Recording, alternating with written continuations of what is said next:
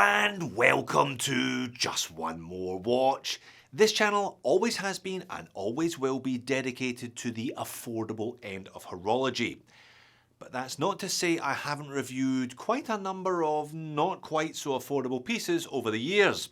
And that's also not to say that I haven't got a number of not quite so affordable pieces in my own collection, gathered slowly over the last decade or so. I have a designated top box in inverted commas of 8 pieces that I keep in my bedroom. Now, 3 of those have changed this year, 1 of those changed last week, and 1 other watch had an anniversary this week. But of the 8 watches in there today, only 3 of them are dead set keepers. I am a notorious, heartless flipper of watches, so despite the fact that they are in my top box, a few of them are on shaky nails. So I thought I'd do a little mini update today, show you my top box as it currently sits, and give each watch in it a probability of survival. And then at the end, I'll show you some photos of the watches that were in that same box exactly 8 years ago when I got it. No spoilers, but only one watch is the same. Let's flip the camera and find out which one. Alright, before I show you the watches, I'm going to show you the box because this is a gorgeous thing given to me by a gorgeous thing. The lovely Mrs. Joma, my wife, she bought me this about 8 years ago. I think she got it from Etsy at the time. They're a little more common nowadays. Apparently, it used to be a barn in Texas. J.C. Musgrove, most of you know what the J stands for. I don't know that I've ever revealed what the C stands for. I'll leave you to guess in the comments section, and no, it's not that. Right, first watch, top left corner. The biggest of my big hitters is my Breitling Navitimer. Hard to believe I have owned this watch for 10 years now. It was a gift from my dad for my 40th birthday, which does rather date me, does it not? I was back in England, which is where he lives, in May 2015, I think, and I picked this one up at the time. Haven't worn it an awful lot. I kind of change the straps every couple of years just to give it a bit of a refresh. I'm going to shock you folks. I have not serviced this watch in a decade. I'm going to shock you again. I have absolutely no intention of servicing this watch. I give it a wind every couple of months, try and wear it every couple of months or so to keep things running internally. Why don't I pop it on the time grapher to see if my bravado is justified or foolish? Do you know what? That's not too bad, is it? I reckon I could get away with that for another 10 years, perhaps even 20. I reckon this watch has cumulatively got about 3 months wear over the last decade, which is why I was fairly confident that it wouldn't require a service just yet. You know, coming from my dad, it's a very special watch to me, and it's always been a kind of special occasion watch, hence why it hasn't had all that much use over the last 10 years. Last time I wore it though was last month when we welcomed Jomwa Jr. number 2 into the world. It seemed thoroughly appropriate to do so at that point. This one is 10 out of 10 staying. This is a keeper. As is watch number 2, my Omega Seamaster Aquaterra.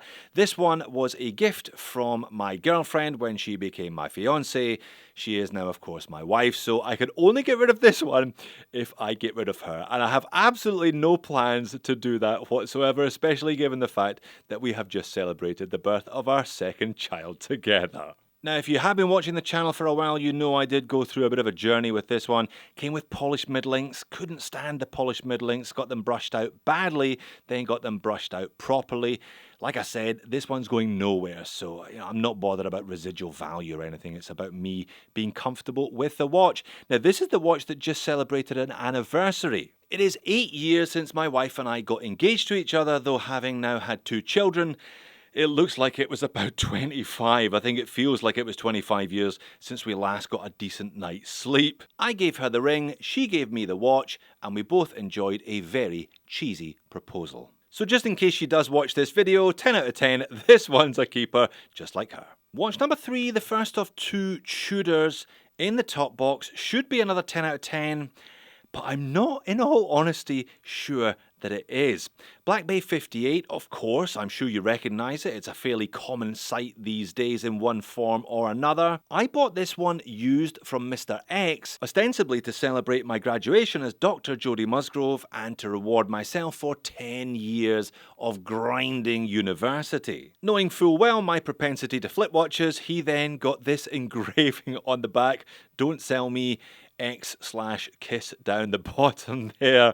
And you know what? It's managed to keep it in the box for a couple of years, but I haven't been wearing it as often as I used to. No discredit to the watch though, it is an absolute honey. Now the more observant of you will have observed that that is not the original bracelet. It comes with one of those kind of full rivet bracelets. They're okay. This is an Uncle Seiko all brushed Jubilee style bracelet that utilises the original clasp.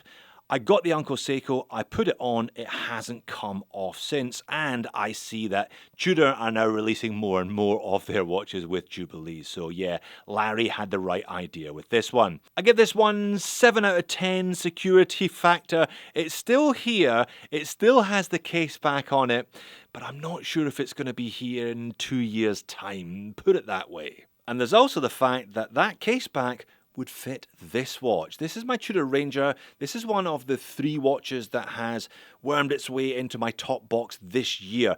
I bought this one in January, February, I think, and I bought it from Mr. P, again, lightly used. I found my price ceiling over the last few years. It's about 3-ish thousand Australian dollars. I know that's a fairly considerable sum, but that is my ceiling. I haven't spent more than that on anything, and I can't really see myself spending much more than that on anything in the future. This one dominated my wrist in the first couple of months of this year. And no wonder it is low-key spectacular, if that isn't an oxymoron. I love the fact that it's all brushed. It has the T-fit clasp, unlike the BB58, so you get that adjustability that we've all become so accustomed to now, thanks to its utilization by micro brands. Just a beautiful, simple watch. This is what the Rolex Explorer used to be, but isn't anymore, and it's far, far more attainable than a roller. However, the Ranger, I'm only going to give it a 6 out of 10 security score today because, as I said, I wore it almost exclusively for a couple of months this year, and then I dropped it like it was hot because I picked up my black dialed Citizen Chronomaster. A watch that I subsequently described as the perfect watch for me. And I stand by that 100%. If you haven't experienced a Chronomaster, particularly one of these titanium ones, they're incredible. They're beautifully finished, they're gorgeous to look at, it's a washi paper dial, they're incredibly accurate, they're eco drive, they're perpetual calendar, they're beautifully finished, and they are coated so they remain beautifully finished for a long time. Plus the hands on these ones are a big step up from the hands on the pre-chicken dial, and the lume is also much better as a consequence. Now I did own the white one before this one, it was great, but it wasn't nearly as legible as the black. It did cost me a little bit of money to do the trade, if you will, to swap from one to the other, but well worth it. This watch is just blindingly good. There's an argument that it is the ultimate expression of an analog wristwatch. Indeed, I have made that argument several times myself. 9 out of 10. I'll give this one a 9 out of 10. It's only going somewhere if Citizen release a new version that is considerably better. I reckon they'll struggle to do that because this one is amazing. As is my Grand Seiko SBGN011, really rather similar to the Chronomaster in a lot of ways. It's another high accuracy quartz. Perhaps you watched my battery change video earlier on this week for it. I've had this one about 18 months now. Just beautiful. What a case profile. This one, probably the most comfortable stainless steel watch that I've got in my collection and have ever had in my collection. Just beautifully finished, and the hands and indices on this one are sensational. However, they lack one thing. Lume. This is the lume shot. Yeah, alright, forgive my poor humour, but you get my point, I'm sure. No lume on these hands.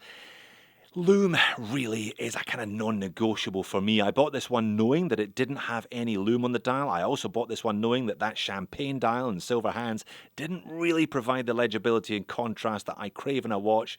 I bought it regardless. And I really, really enjoy it. I have worn it quite a bit because of the convenience of quartz, because it's always at the right time. But this one, I'm only giving a 5 out of 10 on the security score. After I posted that battery swap video, I got this Facebook message from a guy saying he was interested in buying the SBGN011 off me if I ever chose to sell it. And I have been eyeing up the SBGN027, a slightly sportier GMT with that fixed bezel and crucially with loom on the hands. So watch this space. I won't be selling it because it's a bad watch. Far from it. It's a cracker. I would only be selling it to then buy what I consider a better version of it. Alright then, the last two slots in the box, and this kind of 7th slot does rotate quite regularly. At the moment, it's the Hamilton PSR. Now, I know this one is a bit of a polarizer. I know not everyone fancies this watch like I fancy this watch. I think it's great, I really do. Fabulous history behind it, great brand on the dial, and surprisingly practical because it's a beautifully well finished all stainless steel watch with sapphire crystal and 100 meters of water resistance. And it wears really nicely on my 7-inch wrist as well. It is, however, expensive for what you get, especially considering the Armatron Griffey comes in at under $50. And it's also surprisingly impractical because it needs 2 hands if you really want to get a good read on the time. I'm going to give this one 2 scores. I'm going to give this one a 9 out of 10 chance in sticking around in my collection, but I'm only going to give it a 5 out of 10 shot at hanging around in that top box. Like I said, slot 7 is generally a little bit fluid. And last but not least, it's slot number 8. It's the G-Shock slot.